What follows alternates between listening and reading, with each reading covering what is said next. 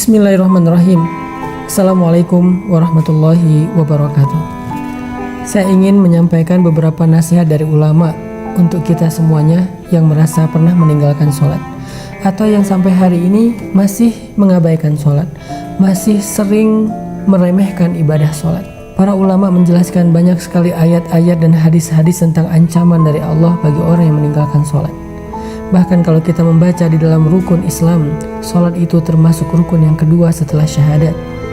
Artinya akan ditolak keislaman seseorang walaupun dia mengatakan asyhadu an la ilaha illallah wa anna muhammadar rasulullah, tetapi dia tidak melaksanakan sholat secara sengaja tanpa uzur yang diperkenankan. Bahkan di dalam Al-Quran Allah berkali-kali memberikan kalimat ancaman, diantaranya fawailul lil musallin alladzina hum an sholatihim sahun. Celaka orang yang sholat, yaitu orang yang lalai dalam sholatnya. Apa maksud lalai dari sholatnya?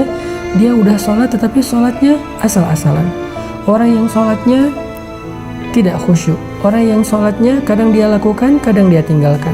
Orang yang sholatnya buru-buru tidak memenuhi rukun. Orang yang sholatnya yang gak benar wudunya atau bersucinya.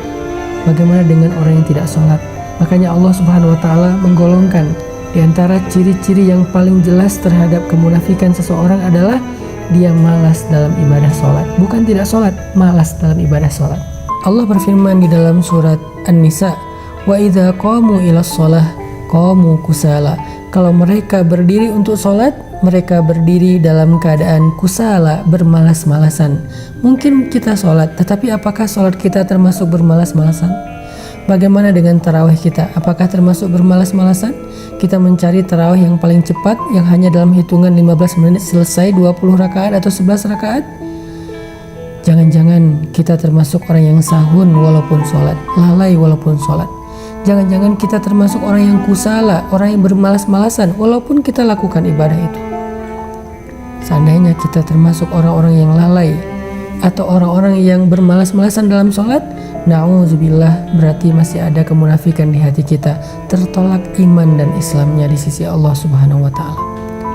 Teman-teman yang dirahmati Allah, sholat adalah satu-satunya ikatan antara kita dengan langit.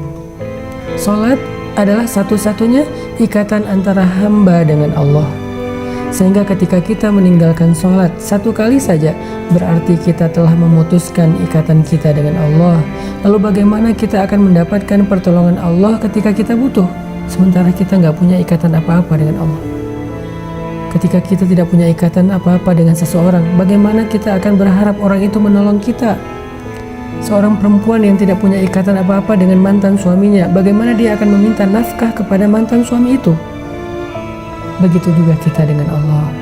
Kalau ikatan kita dengan Allah sudah kita putuskan, bagaimana kita meminta rezeki dari Allah?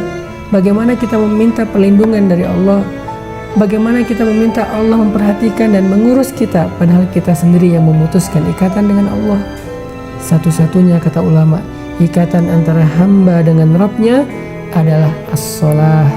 Siapa yang meninggalkan sholat secara sengaja tanpa alasan yang dibolehkan oleh agama, berarti dia telah memutuskan urwatul wuthqa, ikatan dengan Allah Subhanahu wa Ta'ala. Bahkan para ulama sampai berpendapat, seandainya seseorang meninggalkan sholat sampai akhir hayatnya, maka ketika dia meninggal, dia tidak boleh dikuburkan di kuburan kaum muslimin. Dia tidak boleh disolatkan oleh ulamanya kaum muslimin, kecuali hanya oleh keluarganya sendiri. Bahkan ketika dia masih hidup, jika dia tidak melakukan ibadah sholat secara sengaja dalam waktu yang lama, maka ulama mengatakan istrinya harus meminta cerai kepadanya. Seandainya dia suami itu harus menceraikan istrinya. Kenapa? Tidak halal bagi seorang perempuan mukminah menikah dengan laki-laki yang meninggalkan sholat. Ini menunjukkan sebagian ulama berpendapat, orang yang secara sengaja meninggalkan sholat, maka dia telah murtad dari Islam. Walaupun ini bukan pendapat semua ulama, tetapi ini menunjukkan betapa bahayanya meninggalkan sholat. Nanti di akhirat, sholat adalah amal pertama yang akan ditanya oleh Allah. Seandainya sholat kita benar, maka amal yang lain akan Allah perbaiki. Tetapi seandainya sholat seseorang itu rusak, maka semua amal yang lain akan ikut rusak bersama dengannya. Sholat, sesuatu yang gak bisa kita abaikan apapun alasan kita. Kita boleh tidak membayar zakat kalau tidak mampu, Kita boleh nggak haji kalau tidak mampu. Kita boleh nggak puasa kalau tidak mampu dengan cara diqadha atau bayar fidyah. Tapi kita tidak bisa meninggalkan sholat.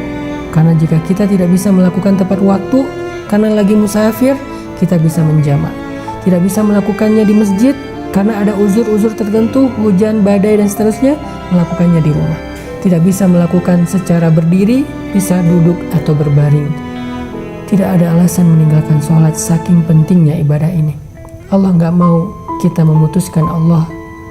Orang yang meninggalkan sholat berarti dia telah memutuskan hubungannya dengan Allah. Apa rasanya diputuskan?